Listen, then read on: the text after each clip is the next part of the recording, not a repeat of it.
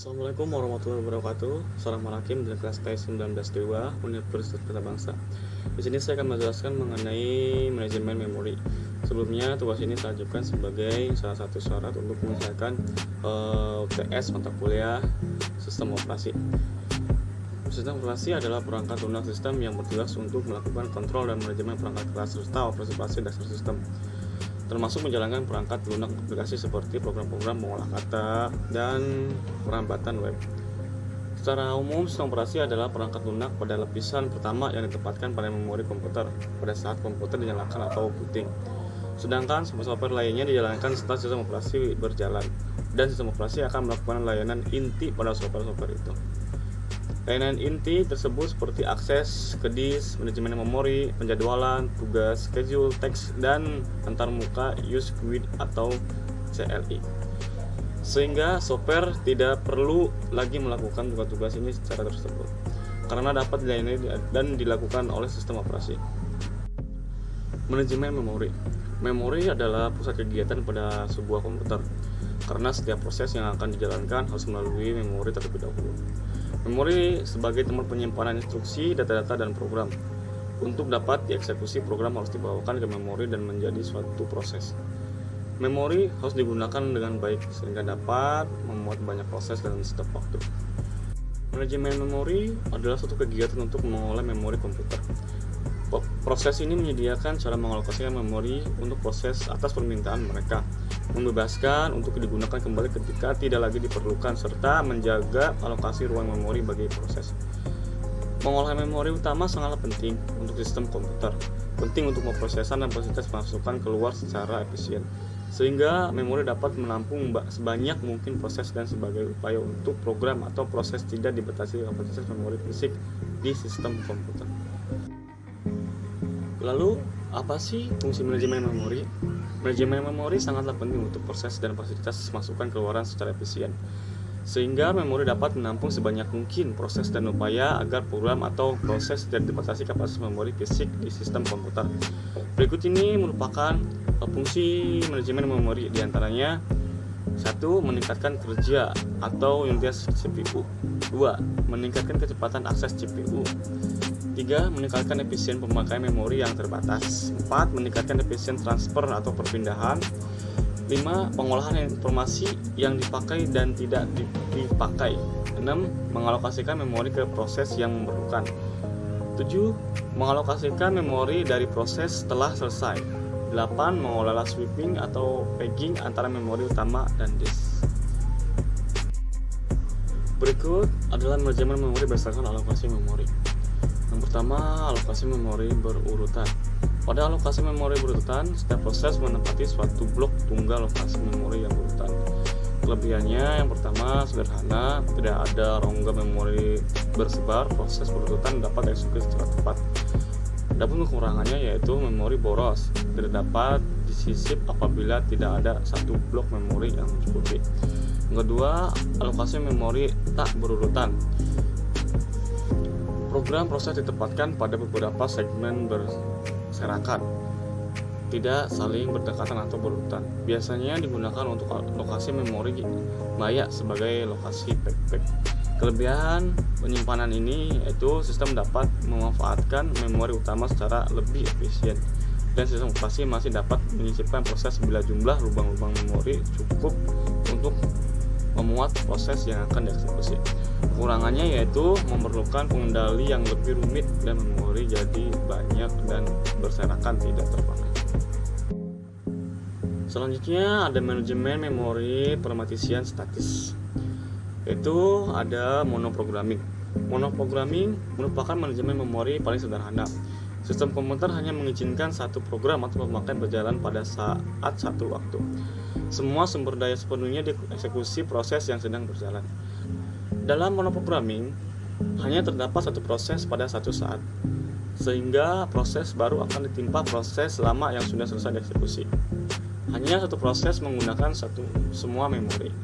Pemakaian memutuskan program keseluruhan memori dari disk atau tape, dan program mengambil kendali seluruh mesin. Monoprogramming masih dipakai untuk sistem kecil, yaitu sistem tempelan. yang menempel atau terdapat di sistem lain, sehingga tempelan menggunakan mikroprosesor kecil seperti Intel 8051 dan sebagainya. Sistem ini biasanya untuk mengendalikan satu alat sehingga menjadi bersifat intelligent dalam menyediakan satu fungsi spesifik. Karena hanya satu fungsi spesifik dapat diprogram di mikroprosesor dengan memori kecil 1-60 KB. Masalah proteksi di monoprogramming merupakan cara memproteksi rutin sistem operasi dari penghancuran program pemakai.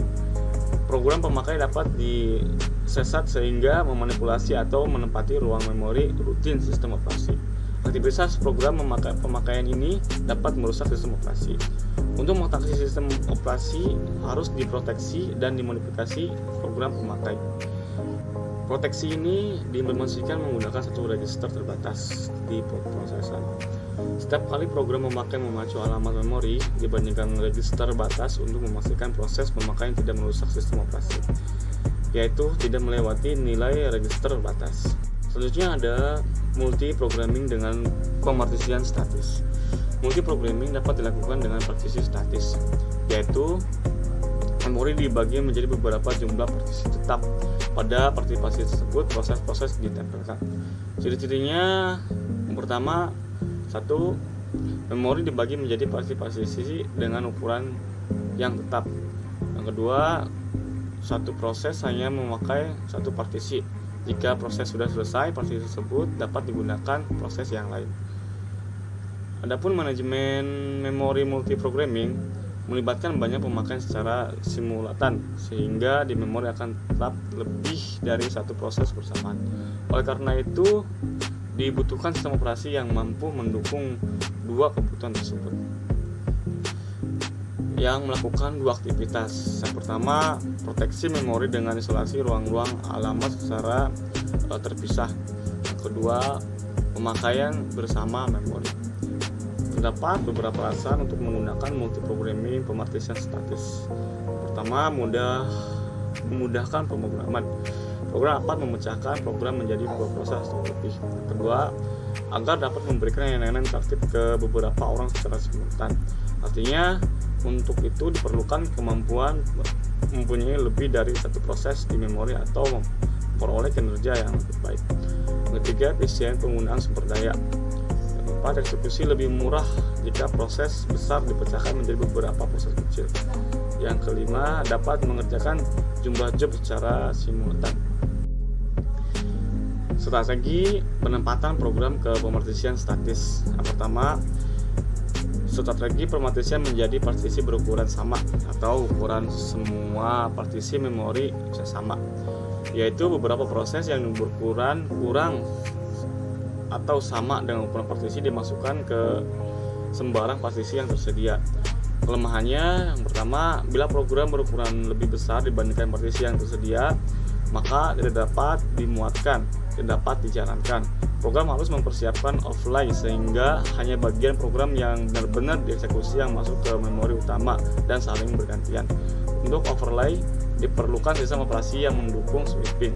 Yang kedua, untuk program yang sangat kecil dibandingkan ukuran partisi yang ditetapkan, maka ruang yang tak terpakai yang diboroskan disebut fragmentasi internal. Kelemahan ini dapat dikurangi dengan partisi tetap berukuran berbeda. Yang kedua, ada pemartisian menjadi partisi berukuran berbeda, yaitu ukuran semua partisi memori adalah berbeda. Strategi penempatan program ke partisi ada dua jenis strategi, yaitu satu antrian untuk setiap partisi. Proses ditempatkan ke partisi paling kecil yang dapat memuatnya. Keuntungannya yaitu teknik ini adalah meminimalisir pemborosan memori. Sedangkan kelemahannya dapat terjadi antrian panjang di suatu partisi sementara antrian partisi lain kosong. Yang kedua, satu antrian untuk seluruh partisi. Proses-proses diantrikan di satu antrian tunggal untuk semua partisi. Proses segera ditempatkan di partisi bebas paling kecil yang dapat memuat. Keunggulannya yaitu lebih fleksibel serta implementasi dan operasi lebih minimal karena hanya mengolah satu antrian. Sedangkan kelemahannya, Proses dapat ditempatkan di partisi yang banyak diboroskan, yaitu proses kecil ditempatkan di partisi sangat besar. Kelemahan ini dapat diatasi dengan prosedur pemindahan. Pemindahan dilakukan bila proses besar akan masuk memori tetap hanya disediakan partisi kecil, sementara proses kecil menempati partisi besar. Proses kecil di-swap ke partisi kecil yang sedang bebas, kemudian proses besar dihentikan penempatan partisi besar yang ditinggalkan proses kecil. Pemartisian memori menjadi partisi secara statis mempunyai dua masalah, yaitu relokasi adalah masalah penempatan proses sesuai alamat fisik sehubungan alamat partisi memori di mana proses ditempatkan. Proses dapat ditempatkan pada partisi berbeda menurut keadaan sistem saat itu. Pengalamatan fisik secara absolut untuk proses tidak dapat dilakukan. Solusinya yaitu sistem operasi menambahkan alamat awal partisi di mana proses ditempatkan di setiap alamat yang dipacu proses. Pada saat proses kompilasi, linker harus memasukkan satu daftar atau bitmap binner pada program pemberitahu Word program yang alamat-alamatnya direalokasikan. Linker harus mencatat opcode, constants, dan item-item yang perlu direalokasikan. Yang kedua, proteksi. Masalah proteksi pada banyak partisi dengan banyak proses di satu sistem.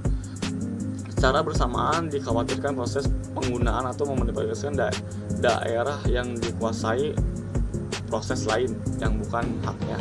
Bila kejadian ini terjadi, maka proses lain dapat terganggu dan hasilnya yang diperoleh dapat menjadi kacau. Solusinya yaitu dengan menggunakan base register dan limit register. Solusi menggunakan dua register, yaitu base register atau limit register. Base register diisi alamat awal partisi dan limit register diisi panjang partisi. Setiap alamat yang dihasilkan secara otomatis ditambah dengan nilai base register. Instruksi yang memacu pada alamat yang melebihi limit register akan menimbulkan trap yang memberitahu sistem operasi bahwa telah terjadi pelanggaran pengaksesan memori. Teknik ini lebih unggul dibandingkan dengan teknik EIB 360 karena sangat lebih efisien. Teknik ini dapat diperlukan menempatkan 4 bit protect di tiap blok memori. Teknik ini pun lebih fleksibel. Adapun keuntungan teknik ini, yang pertama, alamat tidak perlu dimodifikasi. Yang kedua, setiap instruksi dapat diperiksa agar tidak meloncati batas limit register. Yang ketiga, program dapat dipindahkan walau sedang dieksekusi. Adapun kesimpulan pada materi kali ini yaitu konsep dasar manajemen memori pada sistem operasi yaitu meningkatkan utilitas CPU yang sebesar-besarnya. Data dan instruksi dapat diakses dengan cepat oleh CPU. Memori utama memiliki kapasitas yang sangat terbatas, sehingga pemakaiannya harus lebih efisien dalam transfer data. Manajemen memori pemartisian statis dengan proses tanpa sweeping itu pada dasarnya terdiri dari dua, yaitu monoprogramming yang merupakan manajemen memori yang paling sederhana. Sistem komputer hanya mengizinkan satu program pemakaian berjalan pada satu waktu, dan multiprogramming dapat dilakukan dengan pemartisian statis, yaitu memori dibagi menjadi beberapa sejumlah partisi tetap. Strategi penempatan program ke partisi ada dua jenis strategi, yaitu satu antrian untuk tiap partisi atau proses ditempatkan ke partisi paling kecil yang dapat memuatnya, dan satu antrian untuk seluruh partisi, yaitu proses-proses diantrikan di satu antrian tunggal untuk semua partisi. Mungkin segitu yang dapat saya sampaikan. Mohon maaf jika ada banyak kekurangan. Saya akhiri. Wassalamualaikum warahmatullahi wabarakatuh.